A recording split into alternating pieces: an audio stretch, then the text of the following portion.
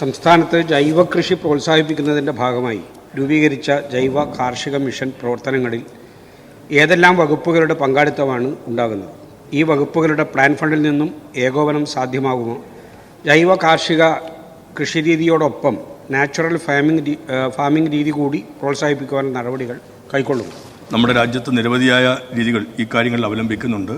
ജൈവ കാർഷിക രീതിയോടൊപ്പം തന്നെ നാച്ചുറൽ ഫാമിംഗ് എന്നുള്ളതും വളരെ പ്രാധാന്യത്തോടു കൂടി രാജ്യത്ത് പലയിടങ്ങളിലും നടപ്പിലാക്കിക്കൊണ്ടിരിക്കുന്ന ഒരു കൃഷി രീതിയാണ്. ജൈവ കാർഷിക രീതിയോടൊപ്പം തന്നെ നാച്ചുറൽ ഫാമിംഗ് രീതി കൂടി പ്രോത്സാഹിപ്പിക്കുന്നതിനുള്ള നടപടികൾ ഇതിൻ്റെ ഭാഗമായി കൈക്കൊള്ളും. ജൈവ കാർഷിക മിഷൻ കൃഷി വകുപ്പ് കാർഷിക മേഖലയുമായി ബന്ധപ്പെട്ട അനുബന്ധ വകുപ്പുകളാണ് മൃഗസംരക്ഷണം, ക്ഷീരവികസനം, മത്സ്യബന്ധന വകുപ്പുകൾ. അതോടൊപ്പം തന്നെ തദ്ദേശ സ്വയംഭരണ വകുപ്പ്, സഹകരണ വകുപ്പ്, വ്യവസായ വകുപ്പ് തുടങ്ങിയ വകുപ്പുകളുമായി ഏകോപിപ്പിച്ച് ഈ പരിപാടികൾ നടപ്പിലാക്കുന്നതിനാണ് ലക്ഷ്യം വെക്കുന്നത്. ഇക്കാര്യങ്ങൾ ആലോചിക്കുന്നതിനായി ബന്ധപ്പെട്ട വകുപ്പ് മന്ത്രിമാരുമായി പ്രത്യേക യോഗങ്ങൾ ചേരുന്നതായിരിക്കും. ഈ വകുപ്പുകളുടെ സമാന സ്വഭാവമുള്ള പദ്ധതികളുമായി ഏകോപനം ഉറപ്പാക്കിയായിരിക്കും പദ്ധതി നടപ്പാക്കുന്നത്. ജൈവ കാർഷിക രീതിയും നാച്ചുറൽ ഫാമിംഗ് രീതിയും പ്രോത്സാഹിപ്പിക്കേണ്ടത് കേരളീയ ജനതയുടെ ആരോഗ്യ സംരക്ഷണത്തിൽ പ്രഥമ സ്ഥാനം അർഹിക്കുന്നതിനാൽ ഇവ പ്രോത്സാഹിപ്പിക്കുന്നതിനുള്ള നടപടികൾ ഈ മിഷന്റെ ഭാഗമായി ഉണ്ടാവുക തന്നെ ചെയ്യും.